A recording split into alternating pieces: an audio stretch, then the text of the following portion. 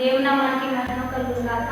దేవుని బిడ్డలారా, ప్రతి ఉదయకాలం ఈ దినం దేవుని వాగ్దానం చూస్తూ దేవుని నామాన్ని మహిమపరుస్తున్న ప్రతి దేవుని బిడ్డలందరికీ ప్రత్యేకమైన వందనాలు. దేవుని బిడ్డలారా, ఈ ఉదయకాలం దేవుడు మనకి ఏ వాక్యం ఇస్తున్నాడు చూద్దాం. పరిశుద్ధ లేఖన గ్రంథం నుంచి అపోస్తలుల కార్యము 18వ అధ్యాయం 10వ వచనం చదువుకుందాం. నేను నీకు తోడై ఉన్నాను, నీకు హాని చేయుటకు నీ మీదకి ఎవడూ రాడు. ఈ పట్టణంలో నాకు బహు జనం ఉన్నదని పౌలుతో చెప్పగా అతడు వారి మధ్య దేవుని వాక్యమును బోధించుచు 1 సంవత్సరం మీద 6 నెలలు అక్కడే నివసించాను. ఇక్కడ దేవుని బిడ్డలారా, దేవుడు ఇచ్చిన బలమైన వాక్కు, నేను మీకు తోడై ఉన్నాను కాబట్టి ఏ హాని చేయుటకు మీ మీదకి ఎవరు రారు అనే వాక్కును ఈరోజు దేవుడు మనకి ఇస్తున్నాడు. దేవుడు మనకు తోడై ఉండగా మరి ఏ హాని మనకు జరగదు. దేవుడు బిడ్డలారా, ఎవ్వరూ మన మీదకి రాకుండా దేవుడు మనకు కృప చూపుతాడు. ఇది పౌలు గారికి దేవుడు ఇస్తున్న వాగ్దానం.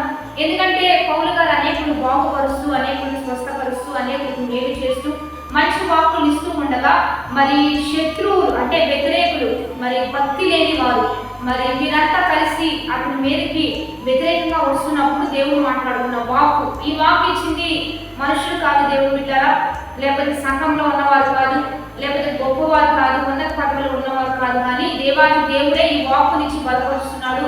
నేను నీకు తోడై ఉన్నాను, ఏ హాని నీకు జరగదు, ఎవరు నీ మీదకు రాదు అనే వాగ్దానాన్ని ఇచ్చి పౌలు గారిని బలపరుస్తున్నట్లుగా ఈరోజు భక్తిని, నీతిని, మంచిని, న్యాయాన్ని ప్రేమిస్తున్న నీకు కూడా దేవుడు ఏం చేస్తున్నాడంటే ఎవరు నీ మీదకు రాకుండా ఆయన చూసుకోబోతున్నాడు.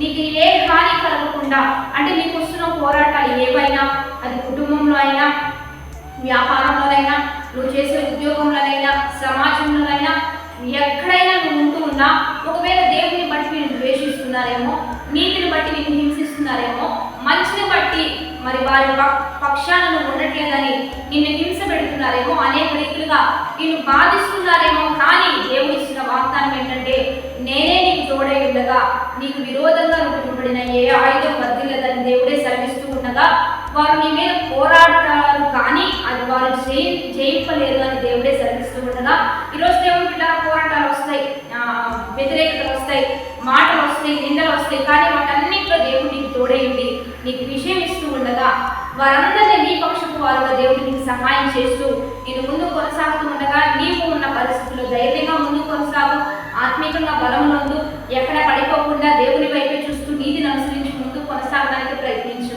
కాబట్టి ఈరోజు దేవుడు ఇచ్చిన వాగ్దానాన్ని బట్టి ప్రార్థన చేద్దాం. పరిశుద్ధుడా, మహోన్నతుడా, గొప్ప దేవా, ఈ దినం మీరు మాకు ఇచ్చిన బలమైన వాక్కు వచ్చినారు బట్టి నీకు మహిమ.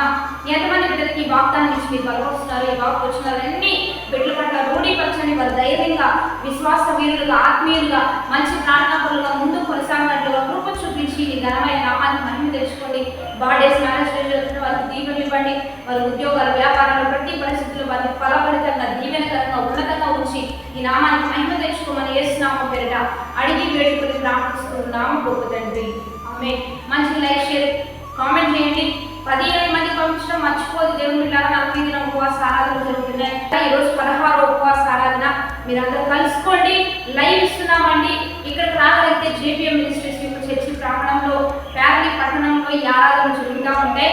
కాబట్టి కలుసుకోవచ్చు. ఒకవేళ ఏదైనా అస్వస్థత, అనారోగ్యం ఉంటే రండి.